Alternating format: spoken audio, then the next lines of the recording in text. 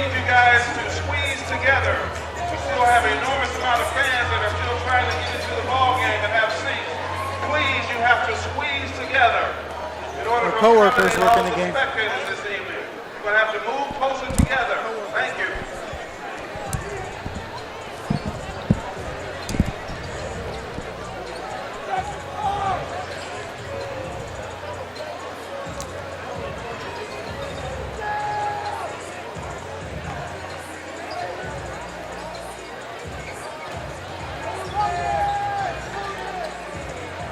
How do you design one of the most advanced ERs in the country? At Parkview, we did it by focusing all our attention on you, the patient, by involving doctors and nurses in the design process, by creating quieter, more private spaces, and by leading the region in heart, stroke, and trauma care. This is not your typical emergency room. It's Parkview. In an emergency, isn't this where you'd rather be? Parkview, your partner in health.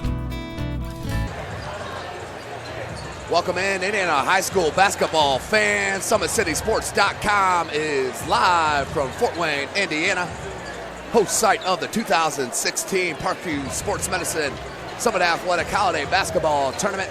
Wayne High School being put on by Athletic Director Gary Raber and staff. An outstanding environment here for the championship game on the boys' side. The number 1 seeded Northside Legends and the number 2 seeded Homestead Spartans. But before we talk about tonight's game, let's talk about our first game here this afternoon as we bring Justin Kenny in from the News Sentinel.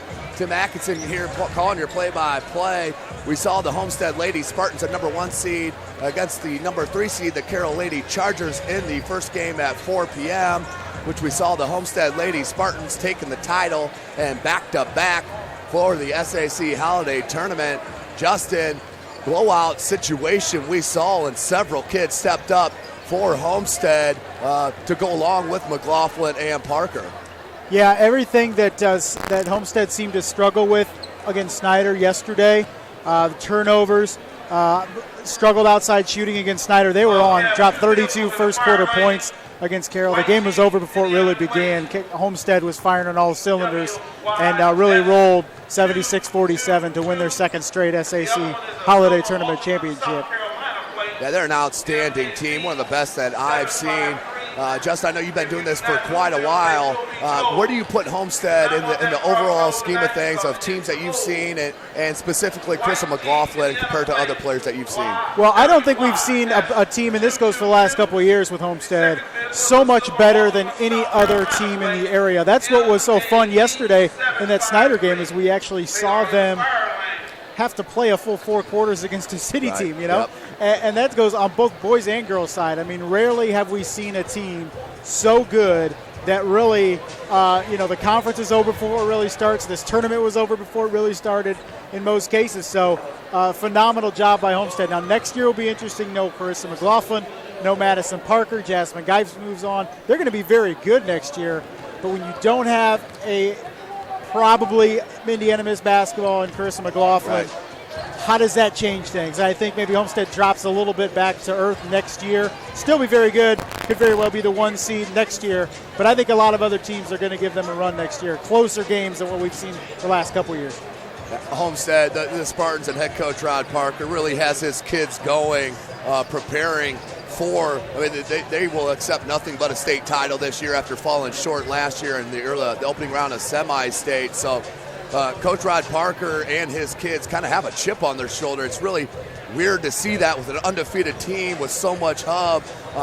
They kind of consider themselves almost an underdog sort of thing when it comes to the state run, which is all they really care about. Yeah, definitely. They've melded their schedule to everything goes toward making that run in February and getting to the state championship game. They play teams like Chicago Simeon.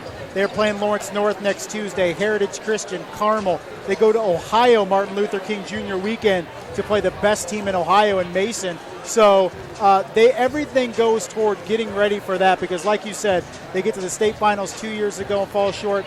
They lose last year to Penn in semi-state. So this is the year where they want everything to fall together. Thus far, sitting undefeated, number 1 team in 4A. Everything's gone well for them thus far, but they got plenty of challenges ahead. Well, moving on and looking at tonight's matchup, the boys' action just about 7.5 minutes away. The crowd is starting to pack in here, Justin. What an atmosphere that we have here. One of the best atmospheres in all of any type of high school tournament. You'll see kids from the losing squads throughout the tournament. Half the kids here, the student athletes, come to watch the championship games. I mean, there is not going to be an empty seat in the house. What do you think as far as keeping it at Wayne? I like the atmosphere, the quaintness. Athletic Director Gary Raber does an outstanding job. What do you think? What are your thoughts on, should we move it to a bigger venue? Should we keep it here at Wayne? What's your thoughts? I like it here. Like you mentioned, Gary Raber, the athletic director, and his staff do a tremendous job putting this thing on. There's been talk about maybe if they ever build that downtown arena, this would be an event that they would have downtown. It's great for the casual fan, but stacking this gym and like tonight will be a standing room only crowd. You won't be able to get that in a 4,000 or 5,000 seat arena. No so it's a phenomenal atmosphere. They do a great job hosting the thing out here. Maybe they rotate it between a couple places, but Wayne's got it locked down. They've done a tremendous job hosting the thing.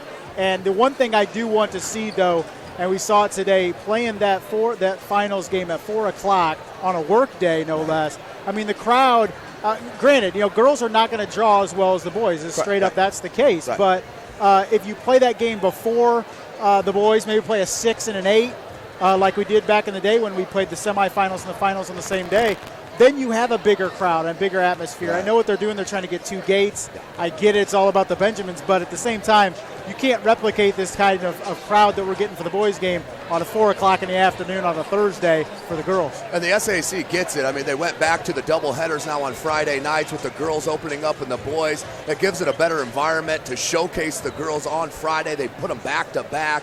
So you get a better crowd. So I definitely see your point. Looking at tonight, though, these Homestead Spartans, the team chemistry is outstanding. Jack Ferguson, coming out party. If you didn't know his name, you do after last night. The kid is outstanding players. He's a stat stuffing machine. With him, Parker Mangus, and Brandon Durnell, the TPE products from Chase Sanders, a Homestead alumni. What are they going to need to do to keep Keon Brooks and Jalen Buds, number one, off the glass, because the size advantage is tremendous for the Legends? Yeah, definitely. You said it, Jack Ferguson dropped 5 for 5 from 3 last night, was just phenomenal against Snyder. And we're going to see, I think, Homestead sit in that zone, collapse inside, take things away from Jalen Buds as much as possible, and make North beat them on the perimeter. North can be very good from the outside shooting, and they can be very bad outside shooting. Which Northside team shows up? So I think early, if Juan Quarles is hitting shots, if Elijah Long, Elijah Holmes are hitting shots for North from the outside, that's a good thing. And I think offensively, if you're Homestead, I think while they were going to stay in the half court, they don't want to speed things up. Right. I think they attack Jalen Butts, try to get a couple early fouls on him, put him on the bench, because that's going to open a lot of things up inside for Homestead. And also head fakes. Northside really likes to go for those blocks, leave their feet. Watch Homestead utilize a lot of head fakes, Brandon Durnell in particular inside. Get North up in the air and then go up for shots and draw fouls and get to the free throw line, where Homestead will have a decided advantage. Northside shoots about 65% from the line. Homestead hovering around 80%. So that will be another key for Homestead if they're going to pull the win off tonight. Yeah, it's definitely, I mean, they have the right coach in place.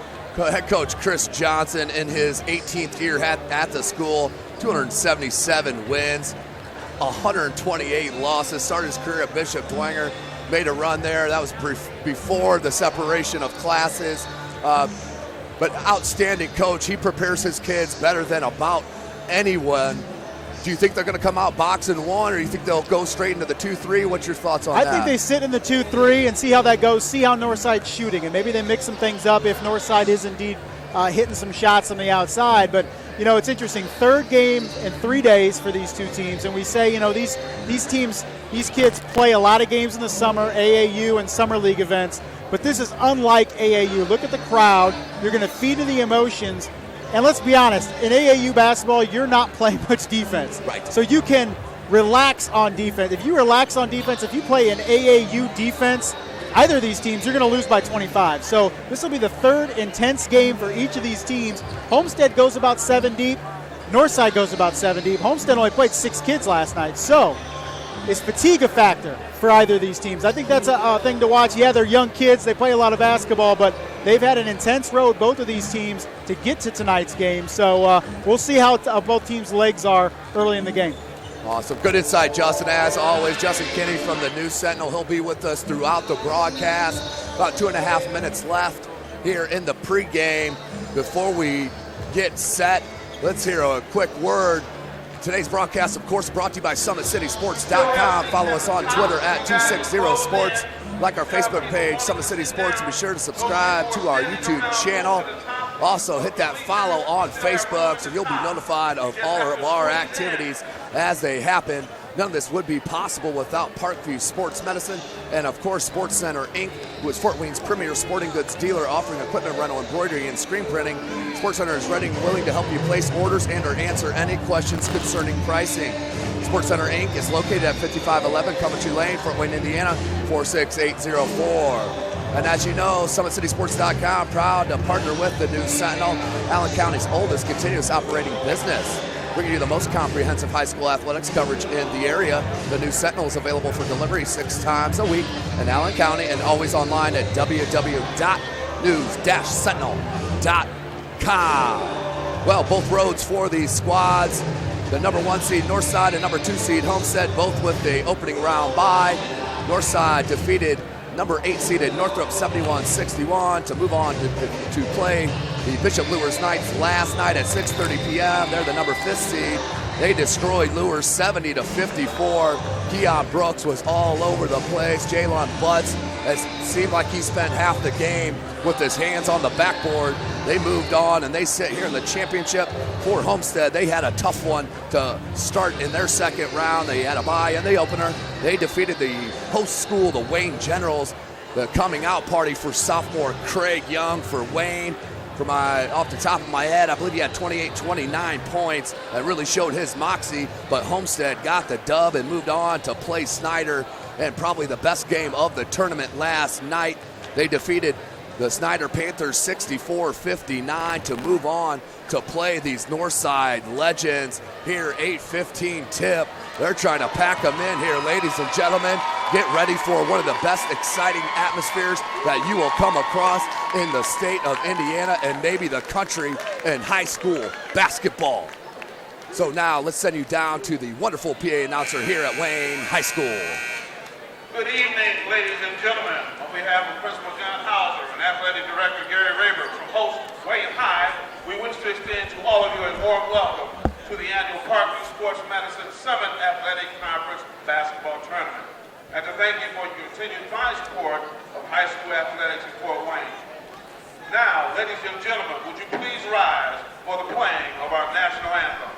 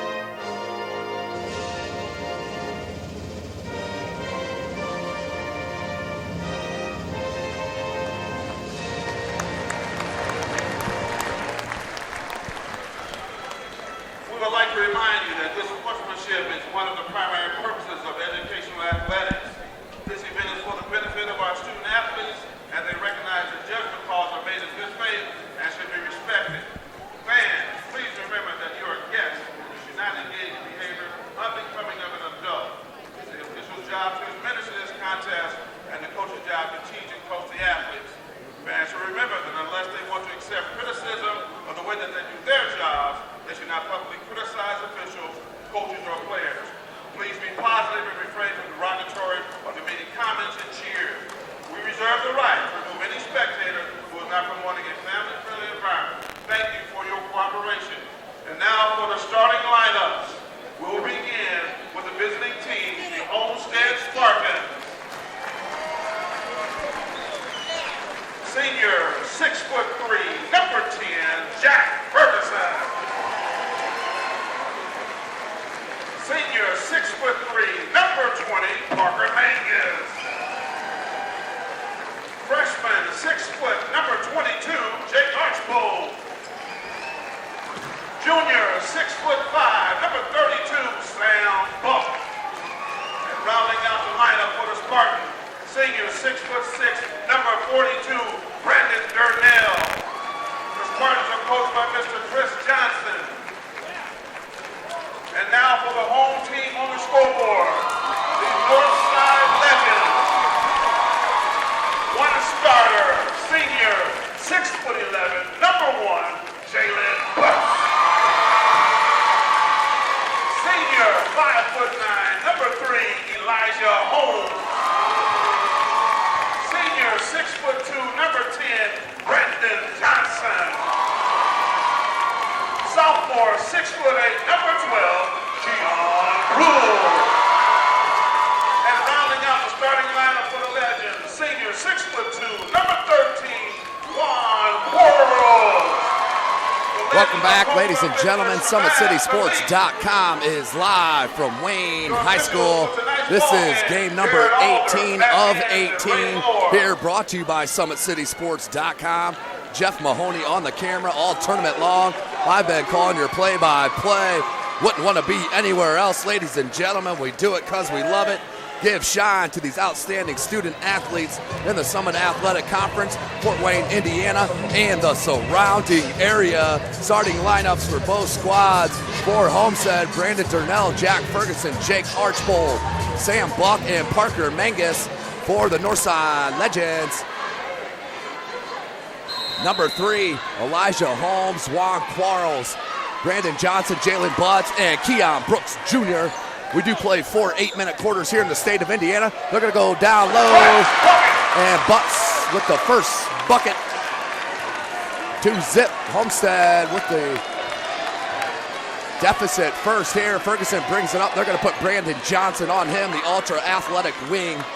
Keon Brooks on Brandon Durnell, Quarles on Mangus. And you talked about it, Justin. You want Durnell to go down low as a rebound by Archbold. 7.5 on the clock. Yeah, first possession for Northside, they go inside to Jalen Butts, which is something they didn't do yesterday. The first half against Bishop Lewis struggled to get Butts involved. First possession, go right to the big guy up, right in the paint. Yeah, Jalen Butts, he's committed to DePaul University in Chicago. He will head there next year to continue his basketball career. For Keon Brooks Jr. with the ball right there, passing it near side. This guy is the limit, can go about anywhere. He's being recruited by everyone. Juan Quarles no on the 3. And when he's on, Northside is about the toughest team to beat in the state. They get some outside shooting from the third guard. Durnell, 3 ball, that's off wide. Definitely bothered by Brooks Jr. Archbold, the freshman. Parker Mangus, short on that 3.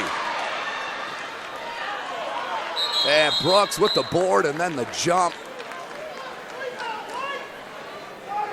We will stay with Homestead on the possession arrow. 6:42 in this first. SummitCitySports.com is live. Ferguson will look to inbound underneath his own basket. Durnell pops out. Archbold. Mangus. Archbold, they'll swing at Ferguson. You can't leave him open. Yep. Justin, he starts out the game where he left off last night, dropping the 3 and gets the lead for Homestead. 3-2 your score. Brandon Johnson, dribble drive in the paint, a little cheapie called on Jake Archbold. That is his first, team's first.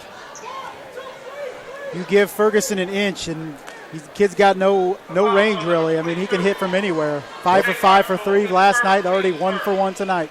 He's outstanding and has improved his explosiveness on his jump as well.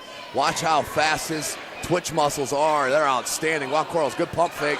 Threw it low. He'll pick it back up, though. Will Holmes. Holmes, good crossover. Quarles. Sam Buck on a man-to-man defense here. They'll let Butt shoot that. You don't want to give them that much space, though, for a running start, as I'm sure they'll make the adjustment. Darnell was nearly playing a foot in front of the basket as Jalen Butts has all four now for Northside. 5:52 on the clock here in this first quarter. This is a championship game of the boys SAC Holiday Tournament.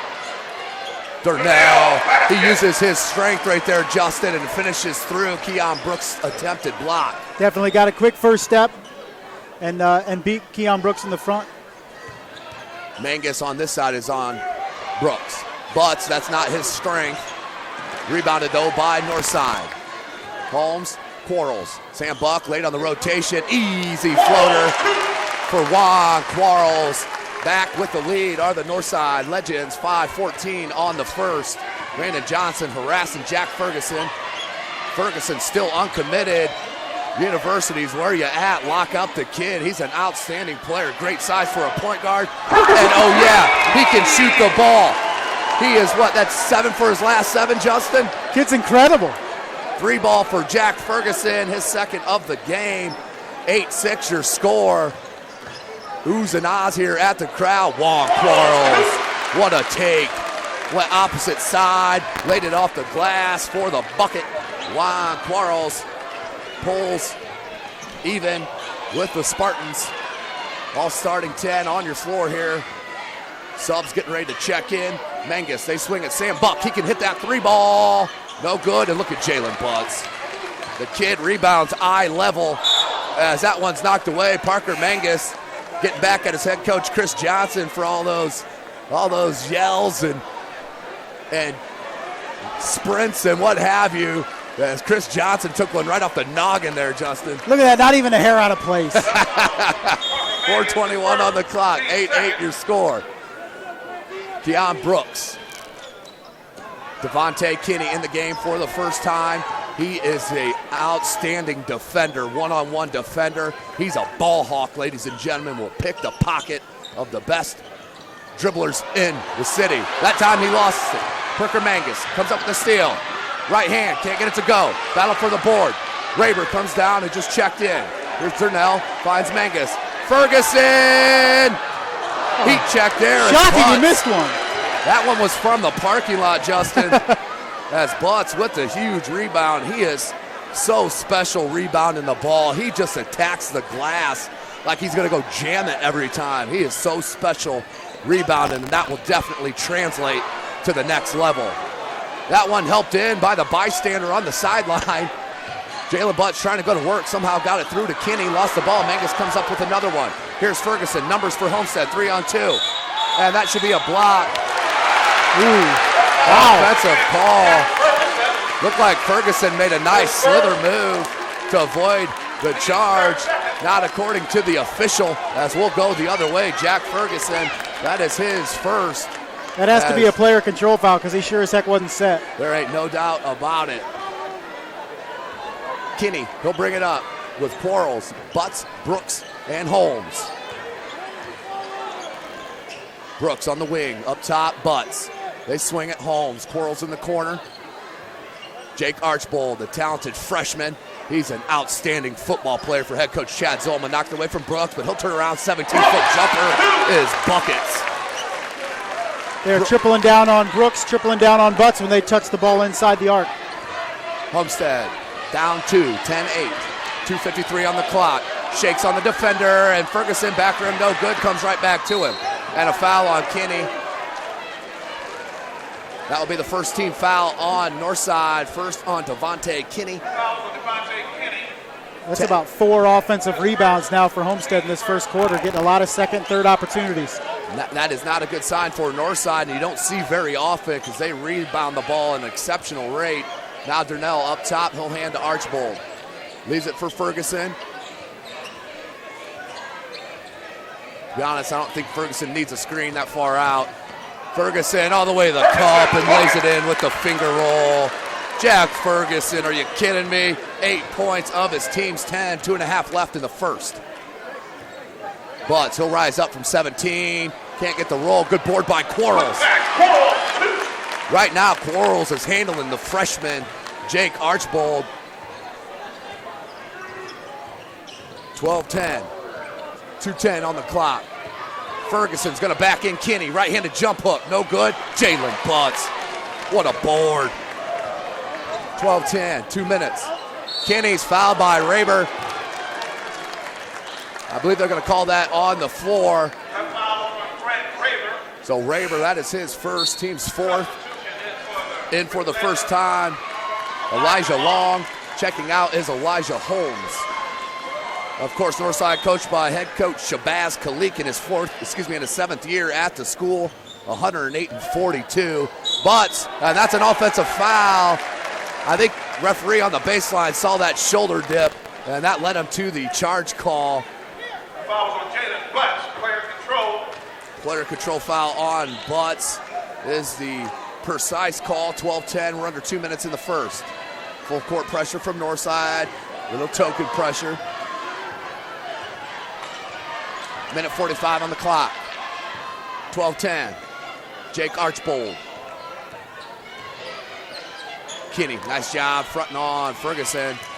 Burnell down low. Goes to the drop step, up and blocked. That's off the glass. How do you not call a... That was a goaltend all the way. You can't even confuse that with anything. It hit the glass and started coming down. Butts takes the hit and finishes. 4-point lead now for the Legends. Butts with 6 early. Averages 16 a game. Ferguson loses it for a second and stolen by Butts.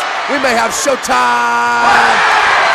Jalen Butts with the bucket and feeds on the crowd. Biggest lead for Northside. 16-10, we're under a minute. Raber, free, can't answer. Brooks with the board. Outlet to Quarles. Quarles gonna take it all the way in, and that should be another charge. A block called. Really? I think the referee decided as he was hopping towards the He felt he'd already called two. I mean, that was the most blatant player control foul of the 3. We've seen 2 of them called, and that's the one that's not called. It's amazing. Okay. We've seen some doozies here in the tournament. 49.2 seconds left, 16-10. Listen to the crowd in here. And that's Jack Ferguson's second foul, so that's huge. Big call against Ferguson. The offensive standout for the Spartans runs the show. The point guard, Quarles, 1 out of 2. Now with 3 points, 17-10.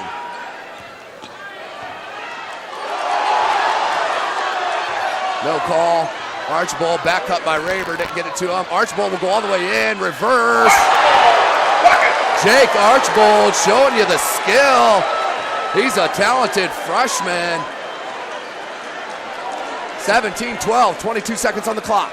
Big time bucket toward the end of the quarter to kind of stymie the momentum here for Northside. Yeah, momentum was squarely on the Northside Legends. Trying to get it to Kinney, and that's an offensive foul.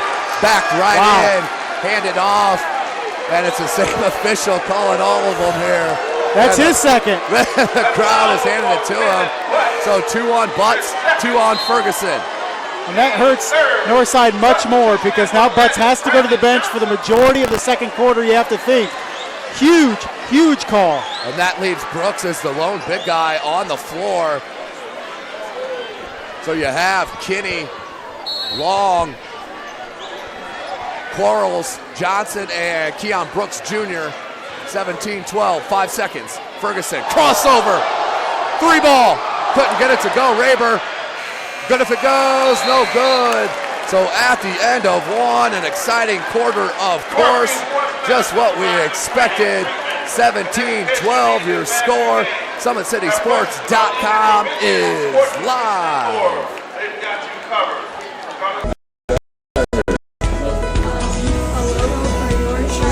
Hey, I guess it's the logo for my shirt. At the FWCS New Tech Academy, it's not all computers and 3D printing. Here, students learn marketing, digital media production, and web design. Presentation, man, looking mighty handsome. Of course, science fairs never go out of style. And neither does fun. See what we do. Visit Fort Wayne Schools. Welcome back, Indiana High School basketball fans. Justin Kinney from the News Sentinel join us in the booth. Tim Atkinson calling your play-by-play. Jeff Mahoney on the camera. Summit City Sports. Follow us on Twitter at 260sports. Like our Facebook page, Summit City Sports, and be sure to subscribe to our YouTube channel. Right now, the Northside Legends, led by Jalen Butts, but who is on the bench with 2 personal fouls. And here's what I don't like, Tim. We just watched the first quarter that the story in the first quarter was the officials. And this should be a game between 2 really good basketball teams. And right now, one official in particular is dictating the pace and who is in this game and who has foul trouble. Yeah, when you're paying attention to an official, that means they're blowing the whistle way, way too much, or just flat out making some wrong calls. 7:50 on the clock here in the second. Backed in did Johnson, finds Quarles, pump fake. Good recovery defensively, and then the foul. I think Buck will pick up that personal.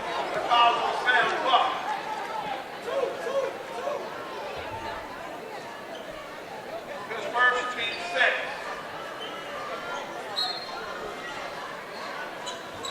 Inbound, Quarles, look for Kinney on the inbounds. This needs to be Keon Brooks' time. He's shot one shot through about 8 minutes and 29 seconds, 19 seconds. With Jalen Butts on the bench, he needs to step up for Northside. Butts, as you mentioned, Justin, on the bench with 2. Ferguson playing with 2 fouls. That's on Sam. That foul was on Sam Buck. That last one, his first. 16 fouls on Homestead, 3 on the Legends. Inbound, Quarles finds Long, who hands to Kinney. Northside wanting to work clock with Butts on the bench. Loose ball, who's going to come up with it? Out of bounds, and Homestead will have it. 7:24 on the clock, down by 5. I got him for 8 points. Homestead full court pressure, nearly stolen.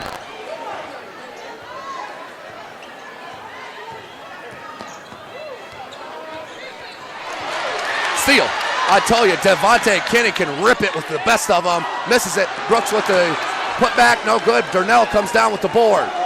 Sam Buck thought about rising up. 17-12, 7 minutes on the clock here left in this first half. Raber finds Buck, good inside out, and led to the triple. Sam Buck hits the 3, pulls his squad within 2. Sam Buck, the junior, 6'5". They will rely on him heavily next year with the trio of seniors headed on to the college level. Brooks up top. Brandon Johnson.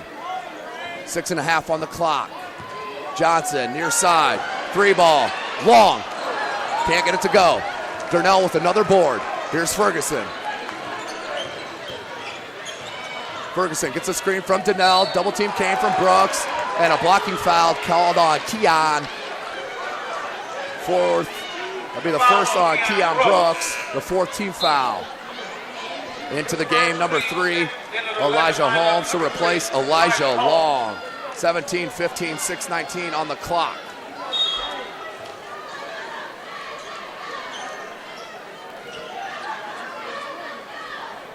Brandon Durnell. Crossover, kicks it to Sam Buck. Jack Ferguson being guarded by Devontae Kinney. Brandon Durnell, like to see him back in Brooks, use that size and strength on Brooks. And a travel called on Brandon Durnell. Head coach Chris Johnson wants that ball to be moved a little bit more. Brandon Durnell can get a little happy feet driving to the basket. He had a couple of those travels yesterday and gets called for another one tonight as Northside turns the ball over. Yeah, just a lack of concentration. Really? And the official is going to say it went off a Homestead player, and the crowd that's sitting over there right in front of the call are having a chuckle.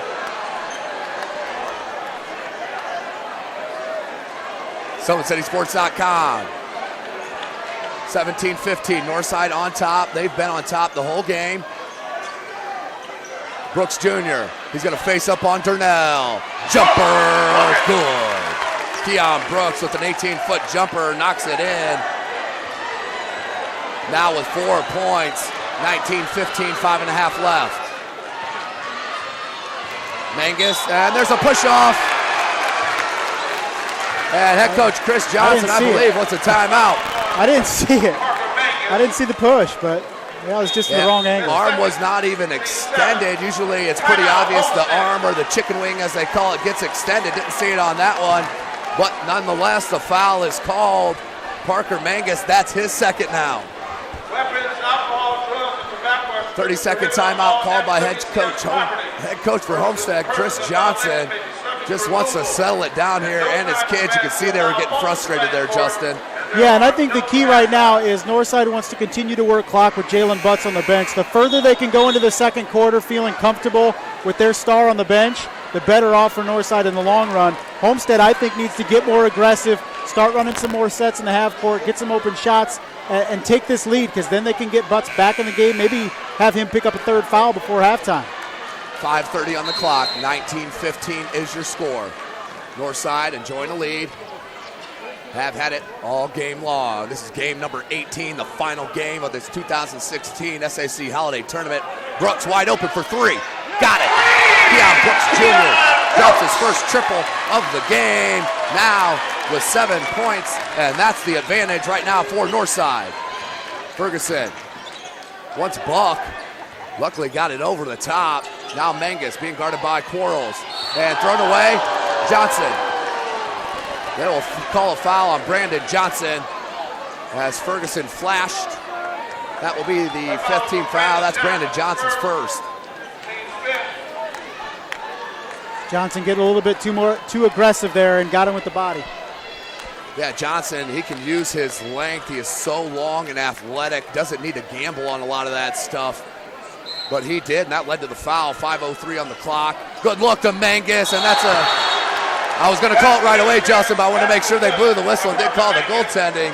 The easiest call in basketball is when the ball hits the glass and then is swatted. My goodness, 22-17. And again, they already missed one, so we didn't know if they were going to call it or not. 5:01 on the clock.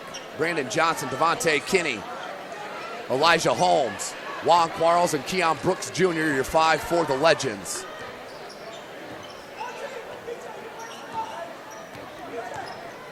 .450 on the clock here.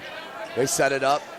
Looks like they tried to flare Brooks out there on the wing. Brandon Johnson with the take and the finish with the left hand. What a bucket on the nice dribble drive move. Brandon Johnson.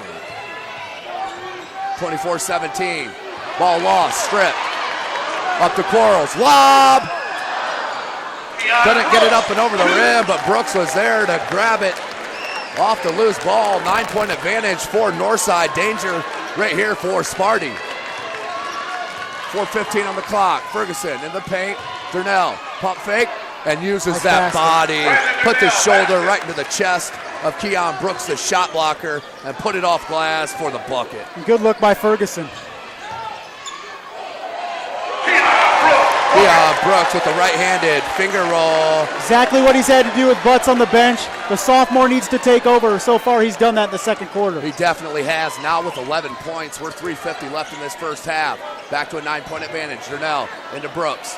Good pump fake. You talked about it, Justin, in the opener. That pump fake by Durnell down low on the big. So tremendous. And it's a smart thing to get Durnell the ball on the block. They know they have Brooks with one foul. If he picks up a second, he's in trouble, much like Butts is right now.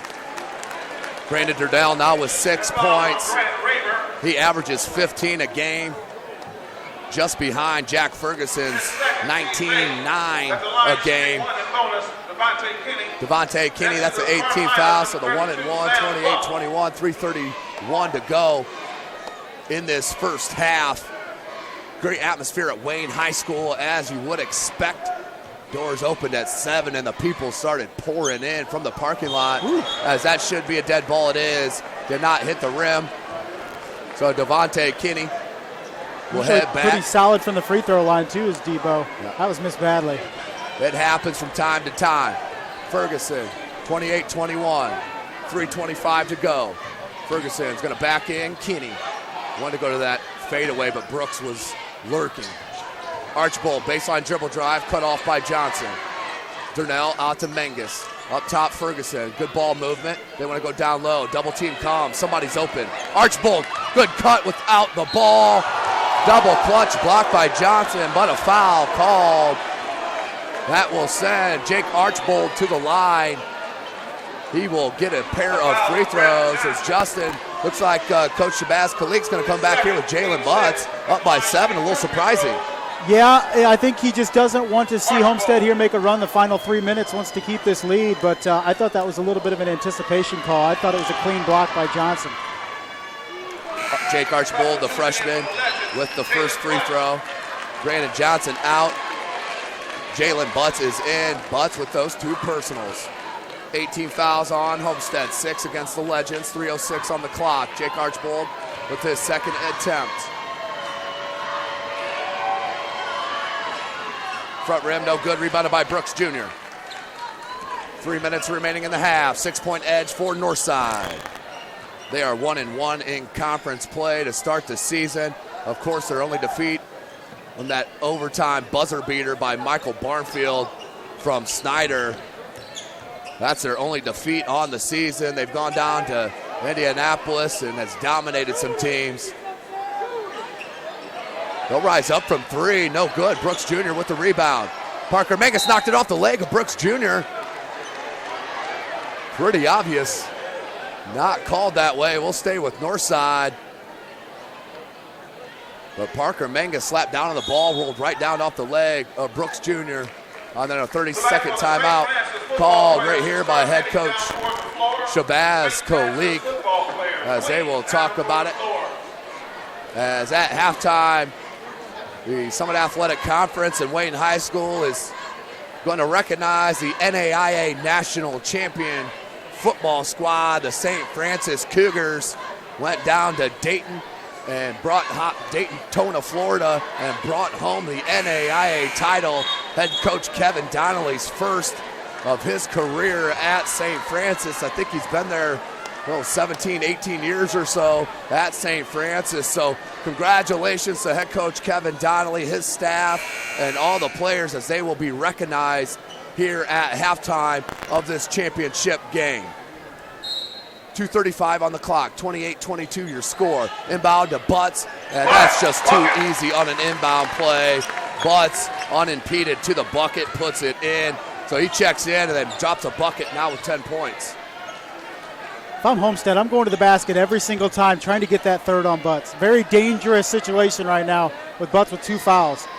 Yeah, a lot of their offense here in the first half is starting so far out away from that three-point line. That's always a huge part of a defensive game plan. If you can have the offensive team start their offense farther out than they're comfortable with, they can throw off all kinds of timing and spacing. And Homestead just 3 of 9 from 3 so far this half. Under 2 minutes left in the half. Homestead down by 8. Homestead undefeated, yet to lose on the season. They have played a tough schedule. They have beaten Huntington North, Warsaw, Marion, at Marion. They've had a tough schedule and have won every. Archbold, they need it. Back rim, no good. Ferguson with the board. Knocked away by Quarles, kicks back out Parker Menges. And cold is Homestead here to start this game. The final, not a good time to go cold from beyond the arc, Justin. Yeah, now 3 of 11 from 3, and we talked about this third game in 3 days. How are these kids' legs? And it looks like just Homestead missing that little spring in their step right now. So 1:31 on the clock, 30-22. Northside enjoying an 8-point edge. If I'm Shabazz Kalik, I'm getting Jalen Butts out of the game right now. You got a minute and a half left of the half. You have an 8-point lead. Anything can happen. If he picks up a crazy third foul here late in the first half, it could be devastating. Yeah, that's when you start looking at, as the fans, like, what are you doing? Durnell. That was a heads-up play. That was a heads-up play by Brandon Durnell. He could have took the open shot. Instead, he attacked the basket, drew the defense, and kicked it in the corner to wide-open Buck. Sam Buck with the 3. It's a 30-25. Big-time shot to cut the lead to 5 here. And that is Sam Buck's 6-point, his second 3. Brooks and Butts run a weave. Now they're going to go Butts here, just inside the 3-point arc. Grinnell will back off. Skip pass. Look down low. Butts with the right-handed jump hook. They cannot stop him right now. 32-25. Jalen Butts with 12 points and a foul on Kinney. On 6 of 7 shooting from the field. 29.7 seconds remaining in the half. 32-25 your score. That is the second on Devontae Kinney, the 17th foul. Parker Mangus will head to the line for the 1 and bonus.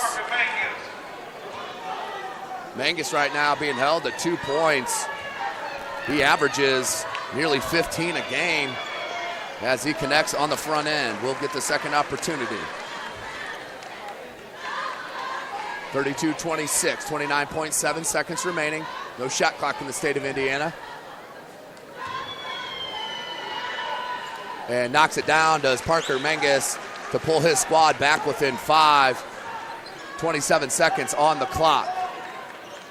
Here's Butts. Northside will look for the last shot, I would assume. Nope, they're gonna take it.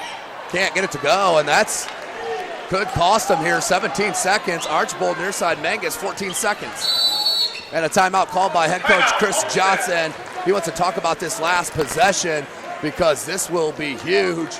They could cut this to a 2-point game or a 3, depending on the outcome here, which after the way the half they played and the bad shooting, they'll feel pretty good going into the break. Yeah, they were down as many as 9, and they cut back into the lead with Jack Ferguson on the bench. Ferguson checks back in. Of course, a 3 from Ferguson or Mangus or anybody right now would be huge going into the break. Brandon Johnson's going to check back in out of this timeout. 30-second variety. Head coach Chris Johnson is going to go over last-minute instructions with his Homestead Spartans. Not used to seeing them this disjointed on the offensive end. Just kind of disconnected with each other.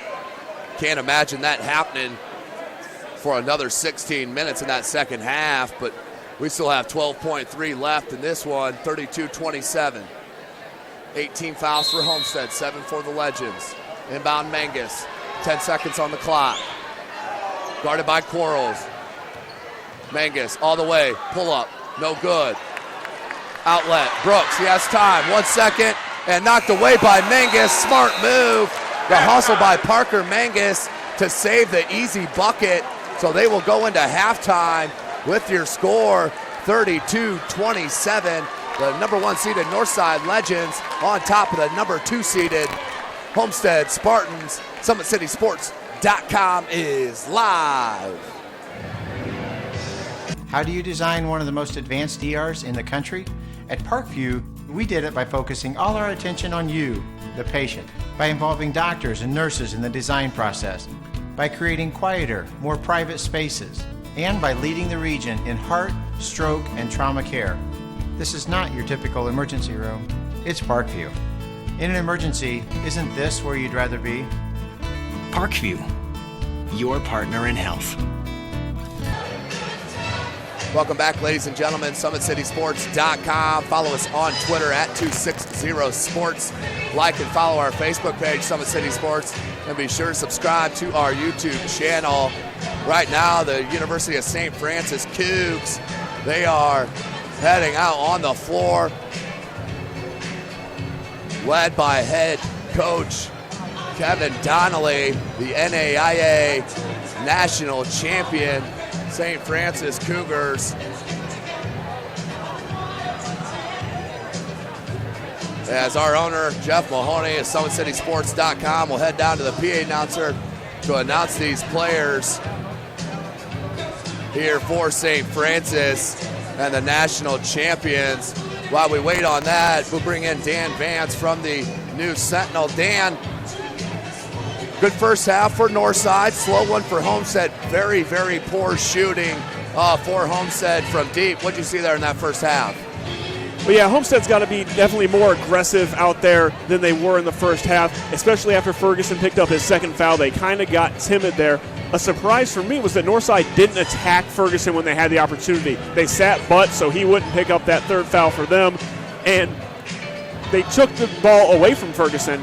And I think Coach Chris Johnson intentionally put Ferguson out there on someone that he knows is not a shooter for Northside. He was guarding Elijah Holmes a lot of the time. But you got to attack that. You got a kid like Ferguson who's such a game changer, and he has 2 fouls in the first half, and they leave him on the court. You got to attack him. And so not attacking him might be a mistake because, as we saw at the beginning, if Ferguson gets hot, it's showtime for Homestead, and it's so close of a game that you can't allow Ferguson to get hot and stay in this game. Yeah, I mean, he can drop 30 on you in a second. There's no doubt about that. Jack Ferguson, such an explosive player right now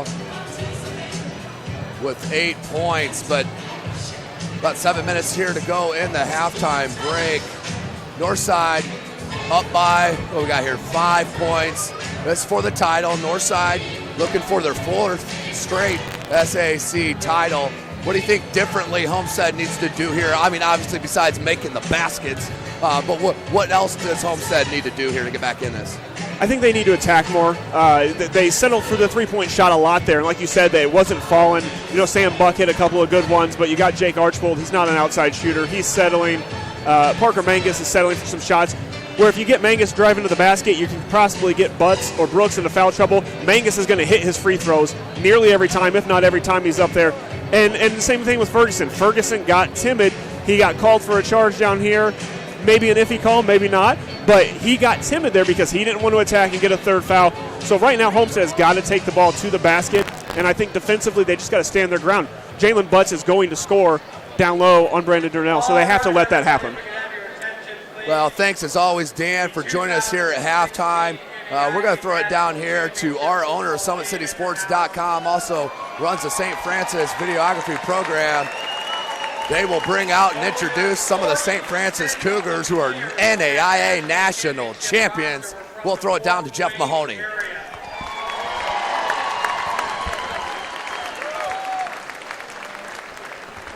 Leading the way first is our head coach, Kevin Donnelly, who in 1997 started the program there at the University of St. Francis. It was 25 years to the day that Coach won his first national title at Georgetown College, where he won his 2nd, bringing a national championship here in the Fort Wayne community. So Kevin Donnelly, everybody down here on the baseline.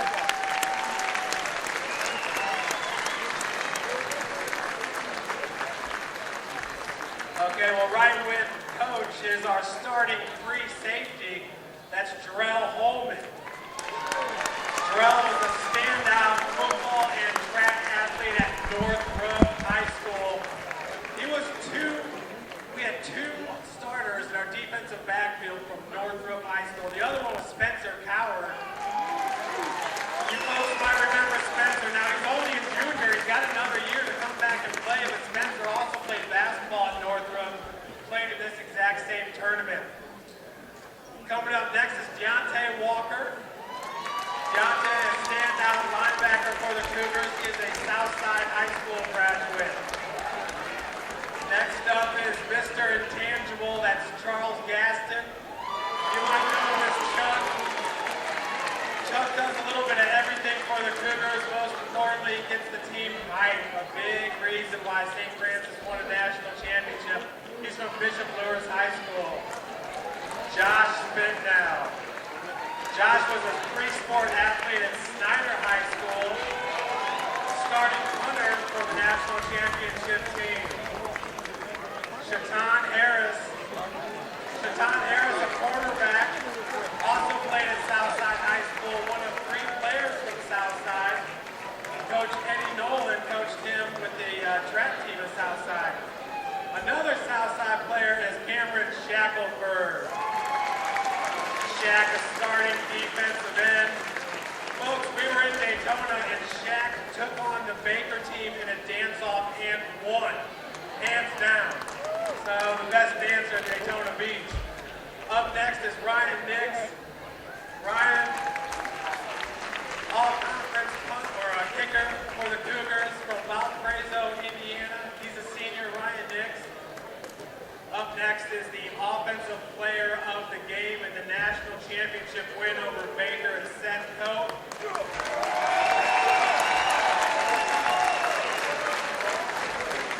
Folks, it was just a few years ago when Seth was blocking shots as a member of Homestead with their basketball team. He's looking looking to continue playing. He's going to team up with hopefully Zach Terrell, who's another Homestead graduate. Lucas Sparks, the defensive player of the game in the championship. He's from Shawnee, Ohio, which is nearby. Another huge reason. He was the MSFA Defensive Player of the Year this year as well. Another Northrop player is Tristan Douglas. Tristan's a linebacker, played linebacker for the Bruins as well. Folks, this guy won a state championship last year, a national championship this year, so he's doing pretty good. It's Landon Myers. There's an offensive lineman, played for the Bishop Dwayne Saints, and he's going to have a great career here at St. Francis. And our 6-year senior, the man that kept it all together, Akeem Telfaw. An injury could have ended his career, but he chose to come back and play and help St. Francis win its first ever national title. A few more coaches. Coach Joe Didier, he played football at Homestead and was a coach at Homestead as well. Coach Eddie Nolan, who is also the track and field coach at Southside High School. And of course, Coach Doug Coe, the father of Seth Coe, running backs coach, a great one. So folks, once again, the 2016 National Championship, University of St. Francis Cougars.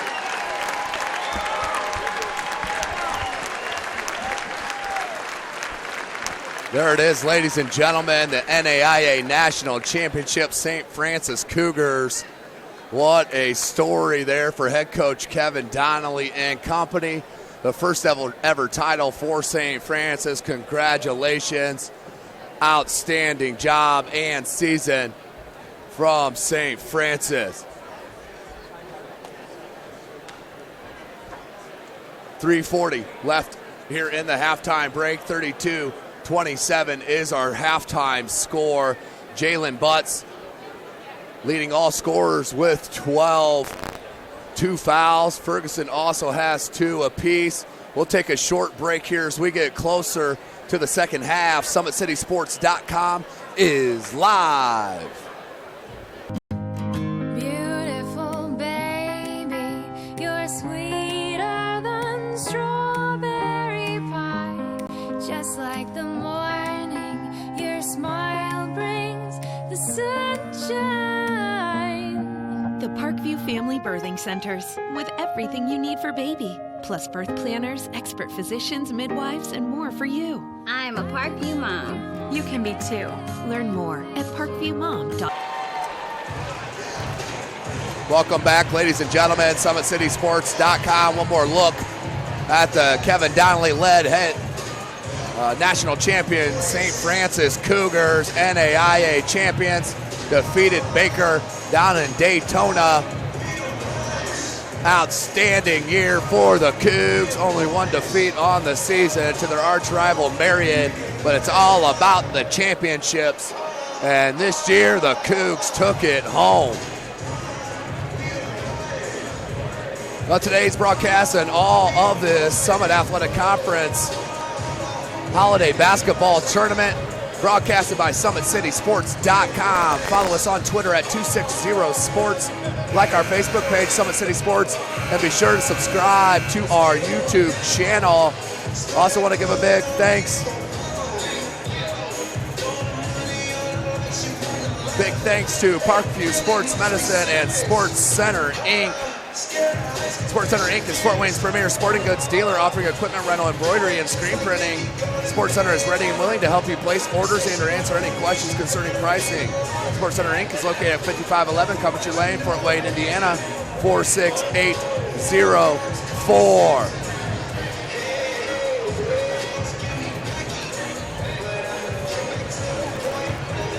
So just about a minute away here, Justin. We'll bring Justin Kinney back in from the News Sentinel. 5-point deficit for Homestead. Obviously, this game is not over. Plenty of time. What kind of adjustments you expect for head coach Chris Johnson to make out of the break?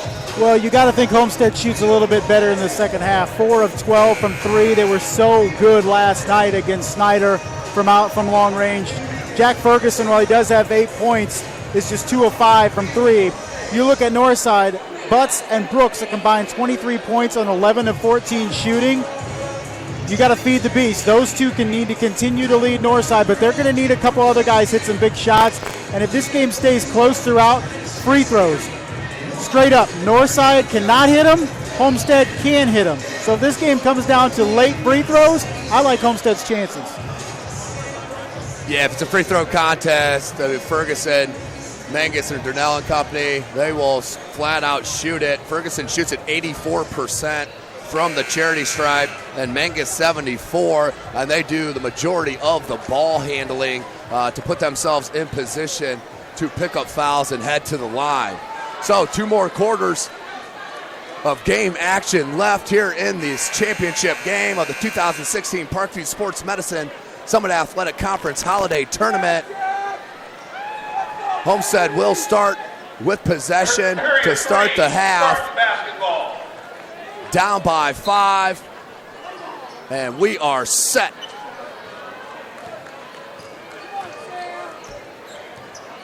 Starting 5 for both squads on the floor. Durnell, Buck, Mangus, Ferguson, and Archbold. Your 5 for Homestead. For Northside, Brooks, Quarles, Butts, Johnson, and number 3, Elijah Holmes. Down low, Durnell. Tried to find Ferguson, picked off by Quarles. No numbers. He finds Brooks Jr. right into the 3 ball. No good. Jake Archbold does get the board.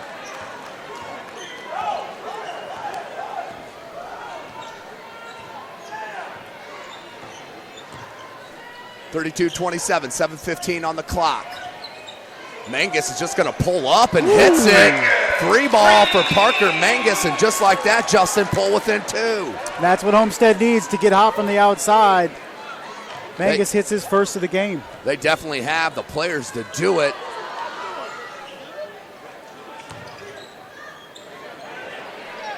Can't answer, can Johnson, rebounded by Ferguson. We're under 7 minutes left in the third. 2 missed 3-pointers out of the break for Northside. You like to see them go down low to start that half, but settling right now for those jump shots. Good dribble drive out to the wing, and Parker Mangus gets the first lead for Homestead, 33-32. Homestead hot, Northside not to start the third. Jake Archbold did a good job coming over to help on that, and that's what you want to do, force it. And Durnell will pick up a foul, loose ball foul on the rebound. That will be Brandon Durnell's team's first. Northside now 1 of 8 from 3-point land.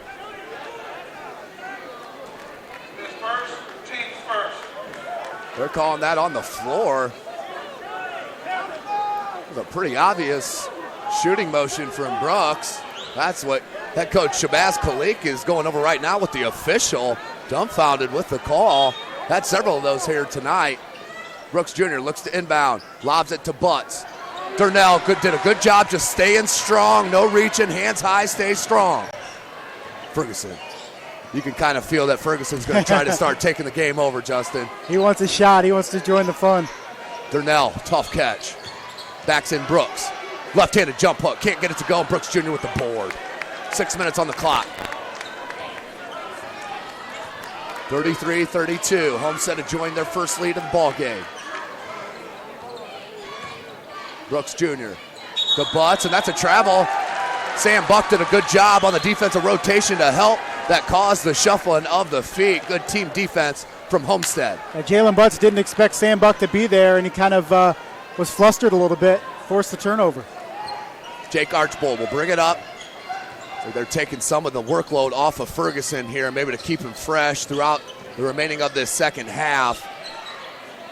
Down to Durnell. You can see the game plan here for Coach Johnson. Brandon Durnell, jump hook, no good. He's not going to miss many of those, though, from point-blank range. Quarles. Buck did a good job getting back and just altering the shot. I like the no call as well by the officials. Mangus, they leave him. Again. Woo. Bailed out. Luckily, here's Keon Brooks. Keon Brooks Jr., the highlight reel. Up by 1 now is Northside. Brooks Jr., first bucket of the second half, now has 13. Butts may have got a piece of that. If not, he definitely altered. 34-33, 4:50 on the clock. Ferguson, good hands, but Johnson comes with it. Hung in the air and goes glass. So athletic, Justin, is Brandon Johnson. Homestead makes a run, takes the lead. Now Northside makes a little run, takes the 3-point lead back. Brandon Johnson, one of those Mr. Intangibles that we see in the Summit Athletic Conference. Beautiful dribble drive by Mangus into the right-handed floater. Mangus is feeling it right now. If I'm Homestead, I'm setting up some sets to give number 20 the ball. Parker Mangus now with 12 points.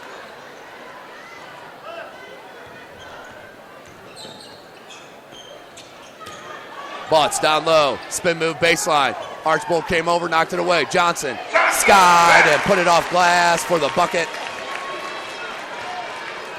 38-35, your score. Northside Legends on top. Back and forth quarter here. 4 minutes left in the third. Parker Mangus.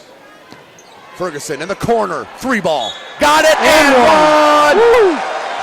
You knew he wanted a shot. Beautiful job by Jack Ferguson. You can see it coming out of the break. He had that look in his eye. Pulls up from 3 in the corner, and Johnson fouls him. He'll head to the line for that rare 4-point opportunity.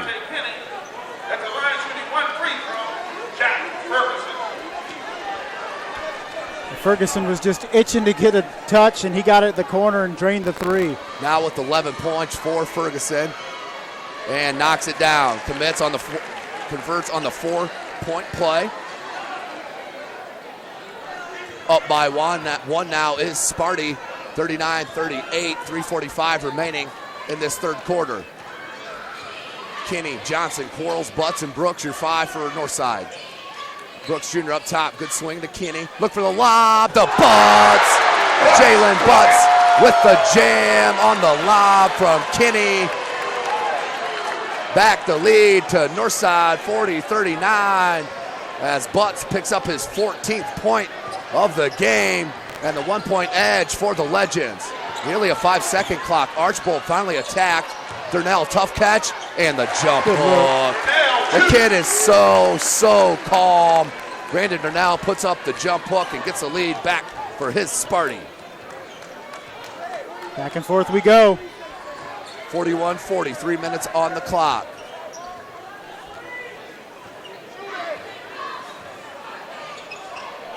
For the lob for Brooks, and then a foul on Durnell. That'll be his second and the team's second. Now, if you're going up for the alley-oop, is it a shooting foul? I think that's what the officials are talking about right now. In my opinion, it is. It's definitely a judgment call, Kenny, or Kenny, but yeah, I mean, and they're saying before on that one. So 2 on Durnell. I guess the question is if the foul comes before the catch or after the catch, and it was definitely before. No question. SummitCitySports.com, live from Wayne High School. All 18 games of the holiday tournament brought to you live by Summit City Sports. 2:45 on the clock, left in the third. They want Brooks off a couple screens. Knocked away, finger roll layup, no good. And rebounded by Jack Ferguson. Buck. Durnell. Mangus had Johnson on his hip, but Durnell didn't have the angle from this wing to feed that post. Buck gets a screen from Mangus. Quarles stays with him. Now to Parker. Up top, Grant Raber, excuse me. Talking about his dad there for a second. Ferguson skips it. For Durnell, 17. Got it. Brandon Durnell with the jumper to put his Spartans up by 3, 43-40, 2 minutes remaining in this third quarter. And Homestead is just simply out-executing Northside right now. A lot of standing around offensively for Northside. Nice pull-up from the right elbow from Brandon Johnson. He knocks it home, his 8th point of the game. Grant Raber, he'll bring it up. Jalen Butts is on him. Jack Ferguson, no good. Quarles with the board, spins out of traffic. He's out on the break. Numbers, 3-on-2. Quarles all the way up and in. Juan Quarles, good take coast to coast to pull his squad within 1:25 left in the third. They're looking for Mangus off a couple screens. Now downloaded Durnell. Double team comes from Butts and blocked. Keon Brooks Jr. The beautiful defensive play stayed right on the hip of Brandon Durnell and swatted out of bounds, but we'll stay with Sparty. 1:14 on the clock. They're down one. 44-43. No good for Raver. Rebounded by Brooks Jr. Outlet Kinney. Barely tracks it down. Now baseline dribble drive blocked by Durnell. What a block by Brandon Durnell. Two-handed block. Basically grabbed it out of the reach of the offensive. Buck. Wide open three in the corner. Can't get it to go. Jalen Butts skies for the ball and a jump ball called. Call foul. Oh, foul called by the baseline official. That's 3 on Durnell. That's a big call. That's also the team's third.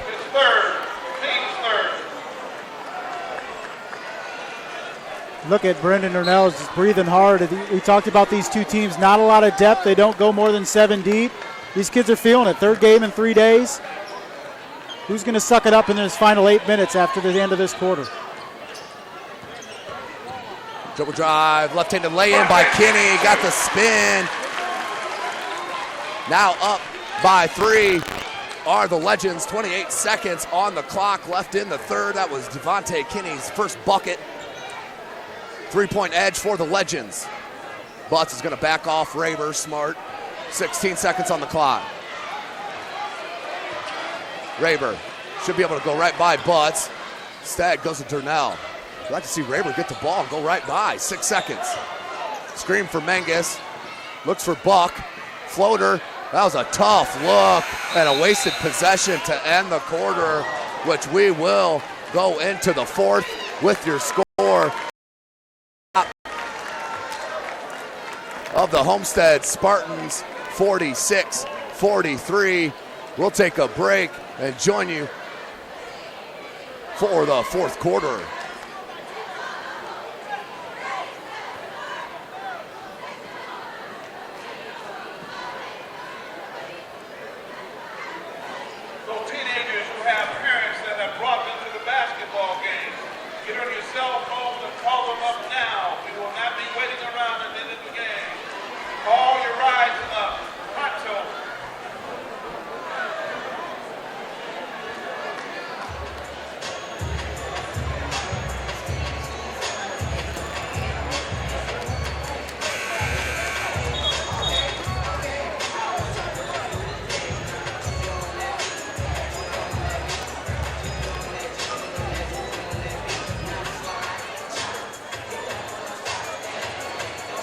Welcome back, ladies and gentlemen. SummitCitySports.com coming to you live from Wayne High School, Fort Wayne, Indiana, site of the 2016 Parkview Sports Medicine Summit Athletic Conference Holiday Basketball Tournament.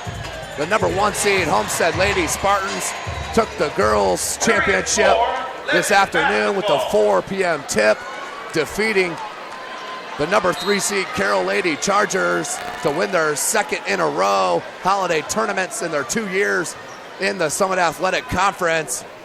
But we have 8 minutes remaining here in the boys' final, 46-43. Northside on top.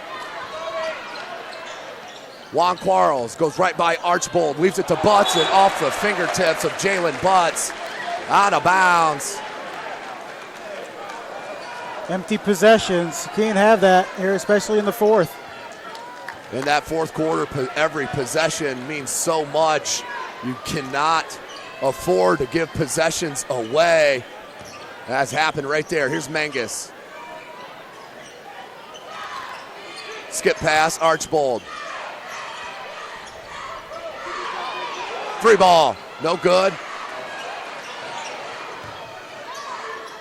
Mangus down low, finds Raver. High arcing shot, no good. Good box out by Brandon Donnell, and there's your pump fake, which led to the foul. I believe this will be on Jalen Butts, Justin. It's going to be his third, but the second and even the third opportunity on that possession for Homestead. Northside needs to rebound. They can't give Homestead second and third opportunities. Durnell.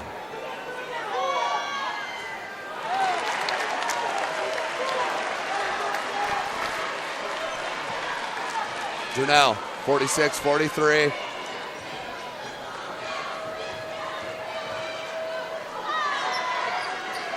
And hits the second. Pulls his squad within 2 now. 46-44. 7 minutes on the clock. Brandon Johnson guarded by Ferguson. Wanted Brooks. Good face guard there by Mangus. Forcing it go opposite. Butts comes for the screen. Kinney leaves it Johnson. Johnson cut off by Archbold. Back now Quarles. Good patience here for Northside. No shot clock in the state of Indiana. Great defense by Homestead, not allowing the penetration and not allowing Keon Brooks to get open. Parker Mangus doing a great job. Back up top to Butts. They'll reset. And now just holding.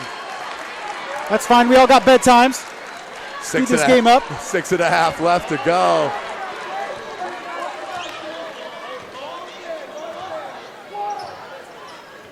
Brandon Durnell just hang back. Coach Chris Johnson, if they want to just hold the ball, Chris Johnson will go ahead and go along with that. Now Kinney up top. As if they hold the ball, you're going to start hearing the crowd get on them.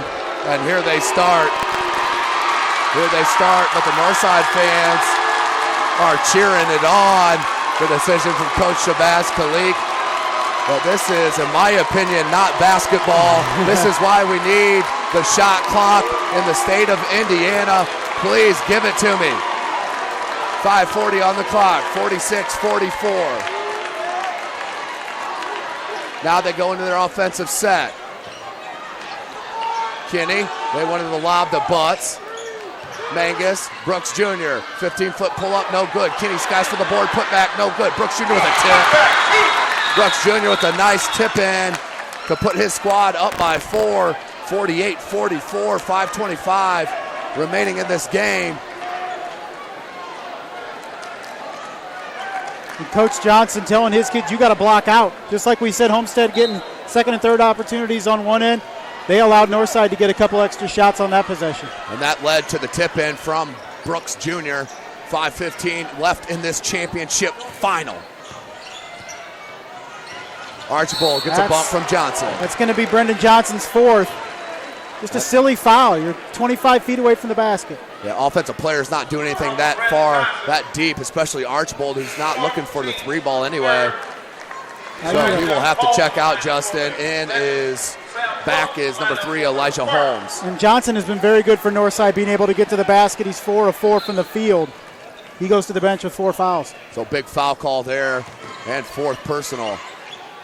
So on the floor for Homestead, Archbold, Mangus, Ferguson, Buck, and Durnell, your starting 5. Ferguson with the size advantage. Drop step. They're going to call and for a travel called. I don't know about that. Yeah, seen so many travel calls this week. It looked like an awkward pivot, but just because it looks awkward doesn't mean it's a travel. Very correct. So inbounds, 4 points is the lead for Northside. Under 5 minutes left in this game.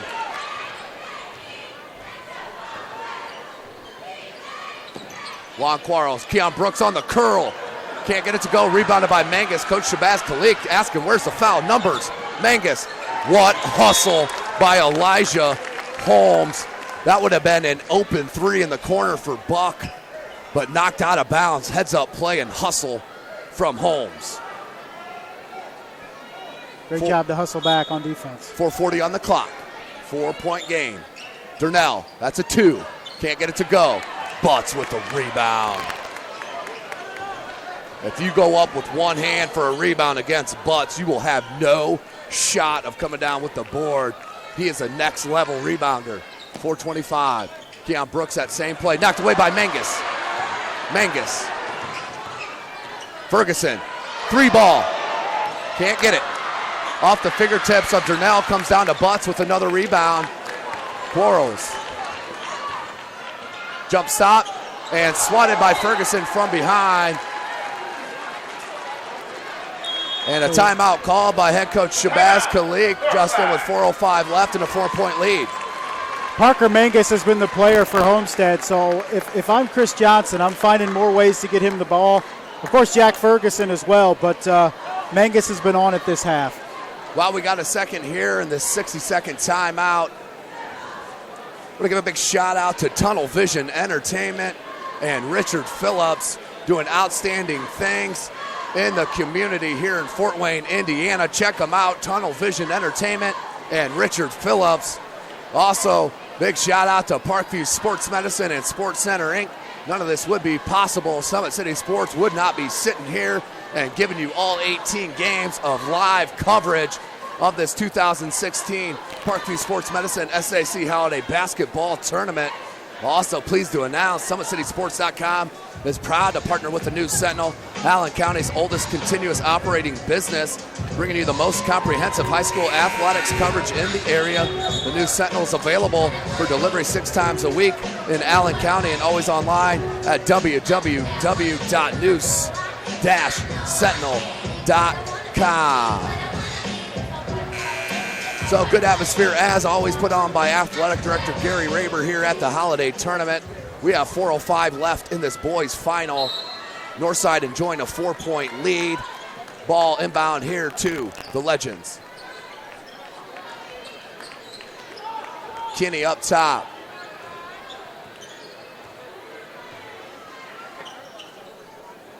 Holmes on the wing.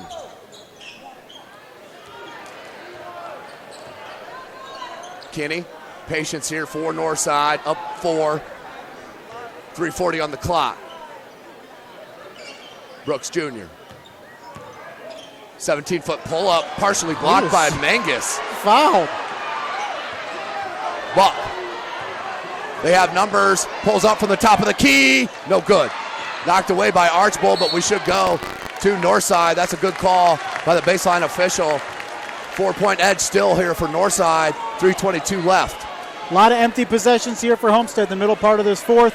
The Northside hasn't really been able to take advantage, still holding on to a 4-point lead. 3:18 to go here in the fourth. Yeah, you wonder if this holding the ball has kind of stagnated their offensive movement here. Almost like a prevent defense when you're up big in football. You know, leads, you know how many comebacks you've seen with the prevent defense in play. As Kinney blows by Archibald, but a foul called on the freshman. Foul on Archibald, his second. That is his second and the team's fourth. Inbound here with Northside. 3:04 on the clock.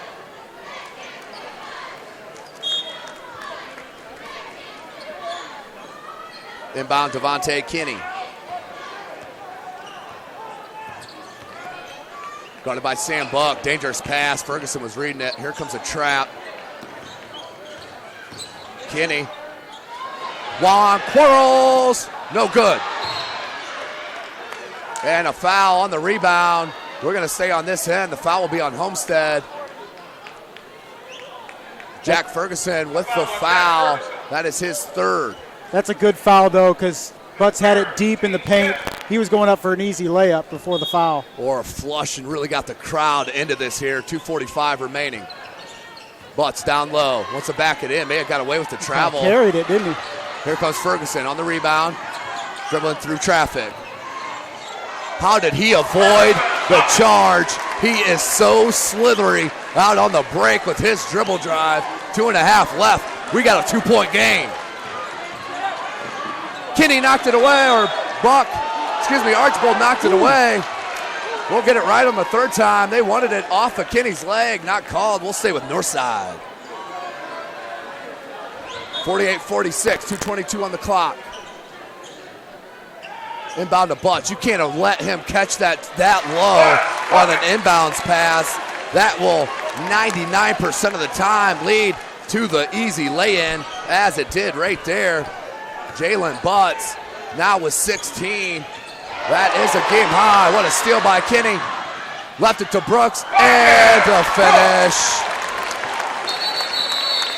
6-point lead now for Northside. We're 1:58 left in this game.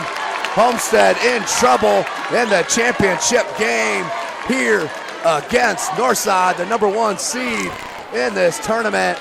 So a 30-second timeout called by head coach Chris Johnson. What an outstanding game we have and finish we are set to see in front of us here. Summit City Sports SummitCitySports.com is live.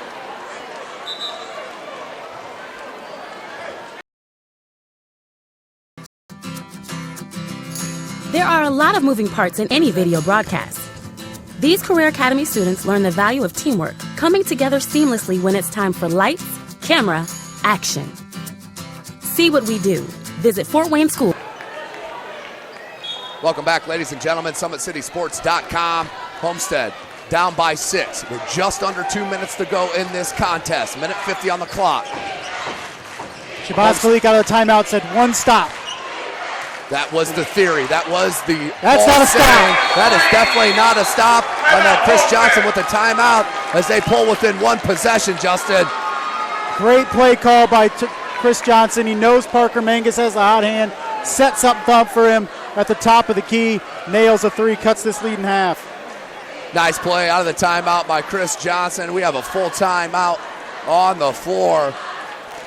SummitCitySports.com bringing you this broadcast. You can follow us on Twitter at 260sports. Like and follow our Facebook page, Summit City Sports. And be sure to subscribe to our YouTube channel.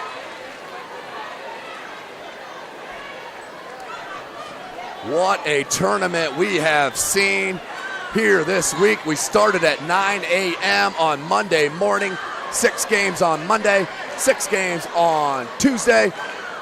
The semifinals, the 4 games yesterday, and our 2 finals here today. Jeff Mahoney on the camera and Tim Atkinson, myself here, calling your play-by-play all week long. My brain definitely and heart definitely is telling me, let's not end this tournament. Let's go for another couple days. But my throat is ready to call it quits here, Justin. I can tell you that. With 1:44 left in this contest, Homestead still with the shot. One down, one possession.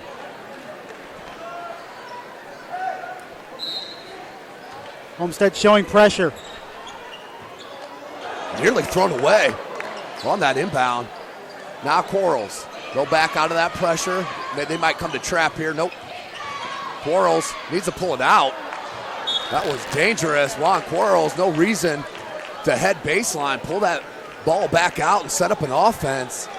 You're up by possession. 1:33 on the clock. Keon Brooks Jr. guarded by Mangus. Brooks Jr. with a good cut to the opposite block. They turn the ball over? I think he stepped over the end line. The official saying he stepped over the end line. What a call. That's just the 7th turnover for Homestead. And that's the most costly one, no doubt about it. 1:24 on the clock. The steal. With the steal. And then the foul on Kinney. What a turn of events there. Still down by 2 possessions, 54-49, 1:22 on the clock. Foul by Devontae Kinney, his 3rd, and Brandon Johnson will check in with his 4 fouls, and he'll send Juan Quarles to the bench. Offensive defense situation here. Missed opportunity there for North, up 5 and the ball. Give it back to Homestead. And just on a sloppy inbounds too. Now Ferguson, he'll hand to Mangus, who has the hot hand. Holmes is going to stay with them. Mangus backs him in, comes back out. They need to get something up here. Ferguson wants a screen from Archibald. Still has possession. Now to Mangus. There's a double screen. Now Archibald. He might step into a 3. No. Mangus, he'll hand. Now Ferguson. Pump fake. Took a hit. They wanted to travel on that far side. Good scrambling defense from Northside right now. 3 ball. Can't get it to go. That nearly fell. And we may have a jump ball. Back to Homestead. Oh, we got a foul, excuse me. Hey, Archibald had all ball there, but the official was shielded behind the back as Northside can feel it. Up by 5, 42.9 seconds left. Tremendous defensive possession by Northside, but let's remember, Northside's got to make free throws now. That's always an uncertainty. No question about it. Such a huge part of the where game everybody's of going. This game ain't over yet. Oh, there's plenty of time left. You've seen crazier things happen as well. I mean, last night people started to leave early in the Homestead-Snyder game, and that was still a 1-possession game with 4 seconds left. So here a timeout called by Northside, and Brandon Johnson couldn't get the ball in. So a timeout, 42.9 seconds remaining, 54-49. Full timeout called by Northside, and 2 timeouts left for Homestead, 1 for the Northside Legends. What a game here we have in front of us. Brought to you by SummitCitySports.com. Of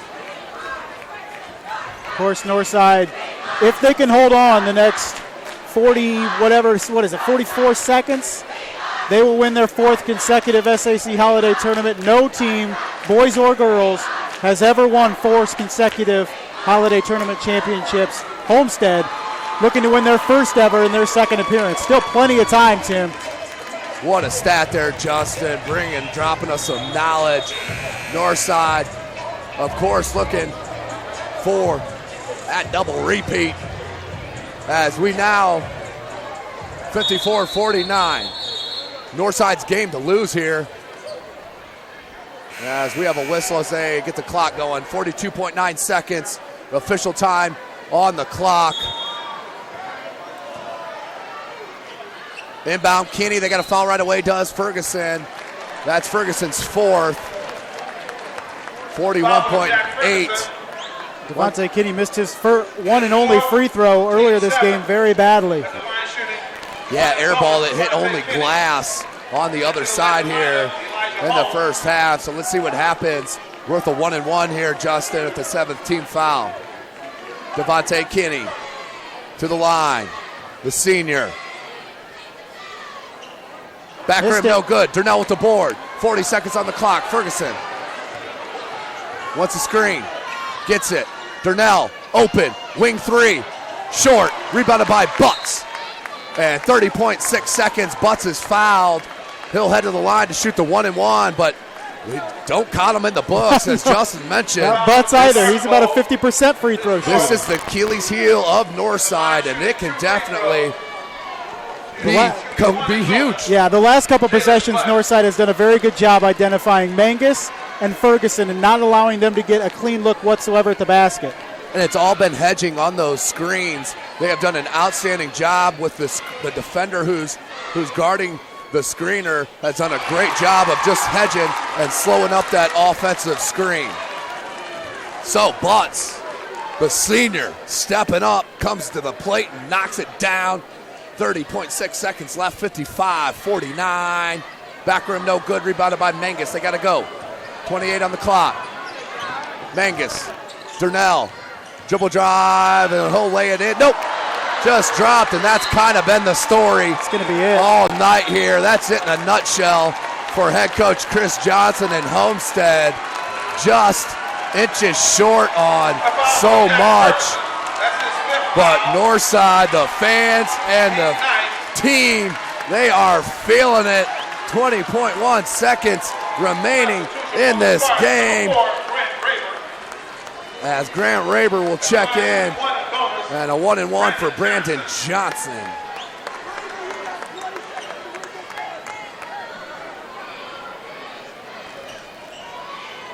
Homestead just went cold from the field there in the 4th quarter, and that missed layup there, it sat up on the rim for a couple seconds, kind of represented the entire quarter for Homestead shooting the basketball. Yeah, there's no question about that as Brandon Johnson steps up to the stripe and hits it. 56-49. And remember, ladies and gentlemen, Justin will hop down and we'll get some interviews after the game. So stay with us, don't go anywhere. Rebounded by Holmes, and that should do it. What a game, Northside. They pull the win, and they are champions here in the 2016 Parkview Sports Medicine SAC Holiday Tournament. Congratulations to Coach Shabazz Khalik and his Northside Legends as they win 56-49. Outstanding game by Northside as they pull the dub. As the Northside fans are serenading their team here after the win. And Coach Shabazz Khalik,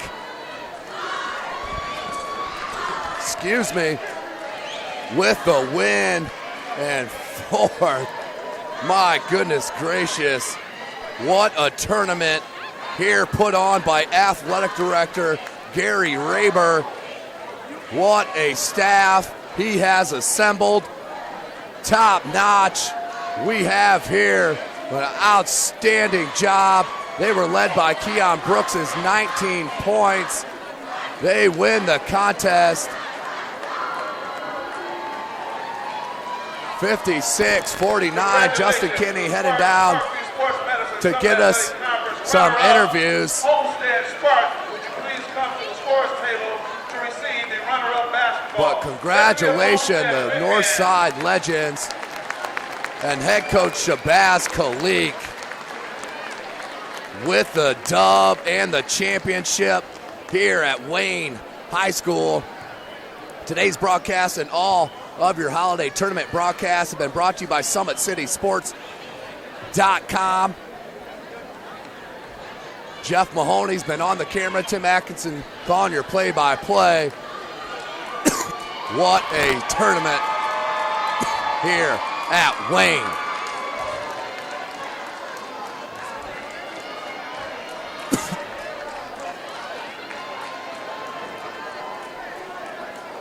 So as we wait here patiently as Northside wins 4 straight SAC holiday tournaments. What a show put on in this tournament by the Legends. So exciting to watch and cover. But a good tournament as well for Homestead. They brought us one of the best games of the tournament. That was last night against Snyder.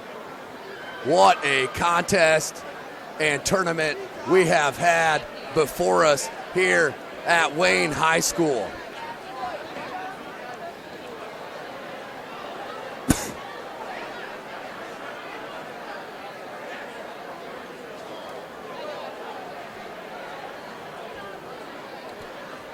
$56-49. What a night. What a day of action. Both finals. We saw the number 1 seeded Homestead Lady Spartans take the title in the girls' game. They win back-to-back. And then the boys here, the Northside Legends, taking the dub and the title and winning their 4th straight holiday tournament.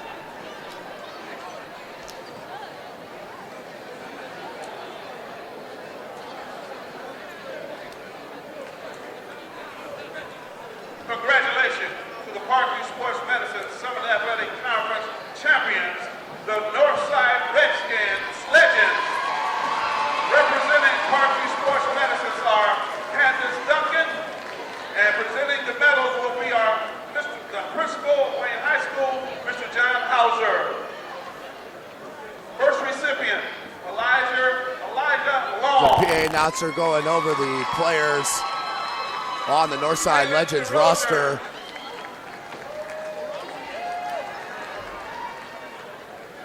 Nate Carball. Outstanding tournament for Northside. Jordan Moore, he's a talented freshman. Carlos O'Brien.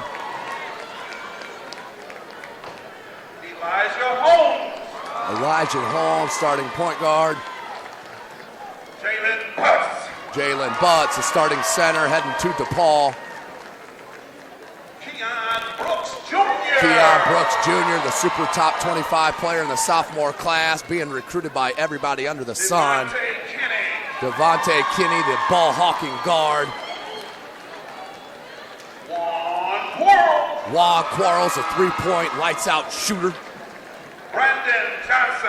Brandon Johnson, the ultra-athletic wing.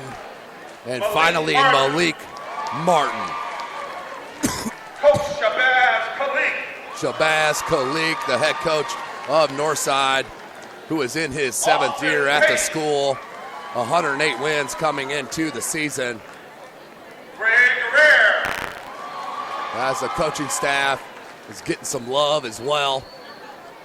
Keon Brooks Sr. Keon Brooks Prater Sr. Key.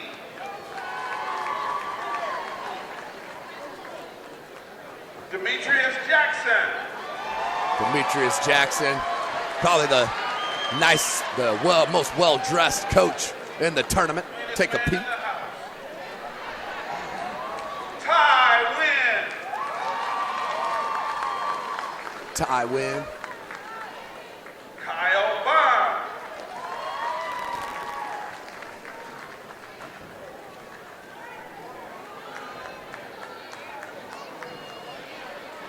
So as we wait for Justin Kinney as they finish a little bit of the celebration, and Justin Kinney will get us some interviews. But congratulations, the Northside Legends picking up their 4th straight SAC Holiday Tournament title. What an outstanding tournament on display here at here at Wayne High School, put on by Athletic Director Gary Raber and staff. Been a top-notch event, as always, put on at Wayne High School. So Northside all with the 4 fingers up. That's for the 4 straight Holiday Tournament championship titles. Nothing but smiles there for the Legends.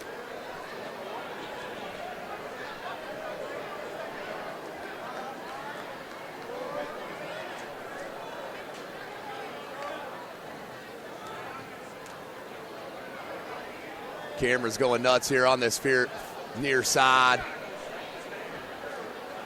But while we got a second, while we wait for Justin Kinney, I want to give a couple of shout outs. Make sure you guys check out Tunnel Vision Entertainment, led by Richard Phillips. They are doing outstanding things in our community here in Fort Wayne, Indiana. Check them out, Tunnel Vision Entertainment. Also, big shout out to Parkview Sports Medicine, who's a proud supporter of Fort Wayne area athletics and its athletes.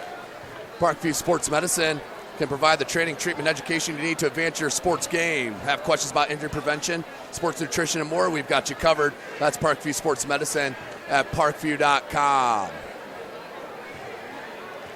With Justin Kinney, looks like he's got Coach Shabazz Khalik. We'll bring him over here, get him into our camera as we'll go to Justin Kinney. Thanks, Tim. Here with Northside Coach Shabazz Khalik. Coach, 4 straight, brother. How's it feel? Oh, it feels great, man. It feels great. You know, every year is different because you have other kids that haven't won it before. So you focus on that and want to get those kids an opportunity to share that experience. So it's nice for those kids to have that opportunity too. So awesome experience, especially considering nobody's done it. Jalen Butts picks up his 2nd foul. They're late in the 1st quarter. You guys survived the majority of the 2nd quarter without your star player on the floor. How'd you do it? Defensive effort. I think our guards did a tremendous job of making them take tough shots, difficult shots. We know they're great shooters, but we wanted to get hands up and contest shots. And then we did a good job on the glass, specifically with Jalen out. We gave up a couple offensive rebounds, but they were long rebounds, so that's understandable. Shots, threes come off long, but I think our guards did a good job of digging down and trying to help rebound with Keon down there with Jalen out. So the defensive effort was what helped us when Jalen was out. A defensive effort late in the 4th. Parker Mangus was hot. We know what Jack Ferguson could do. Identifying those guys and making sure they were covered seemed like an important part of late in that game. Oh, it was a priority. Mangus got loose on us one time there. Towards the end, hit a big 3. He's one of the guys we wanted to focus on as well as Ferguson. I think last night, too, Ferguson was a little wore down. Later in the game, Snyder pressed him the whole night, so he looked a little tired, and we want to keep the pressure up on him and kind of wear him down because he's their primary ball handler, and I think towards the end, it was harder for him to get open because he was a little fatigued, but Mangus had it going, and he helped them stay in it towards the end, and then we got to make free throws at the end of the game as well. How did this team refocus after that Snyder loss? It's a wake-up call. I think, our guys were feeling themselves a little bit too much after the Lawrence North victory. Came back home, and that whole week was all about celebration as opposed to preparation. So now, hopefully our guys understand. If you look at last year and the year before, we've had the same success, but we haven't anything else to account for. So now we want to redirect our focus for other things as well and realize that this is not going to be the pinnacle of our season. This is just a stepping stone on the path that we want to go on. Thanks, Coach. Appreciate it. Anytime, man. Thank you. Northside Coach Shabazz Khalik, back to you, Tim. Thanks, Justin. Outstanding job, Coach Shabazz Khalik. Outstanding words there from the head coach of the Northside Legends. Justin's going to go track down a player or two, get them on camera and get some love. So he'll track down.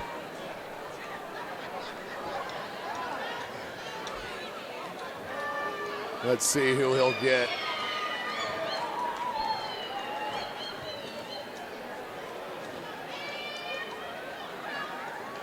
Looks like Justin's grabbed Juan Quarles here.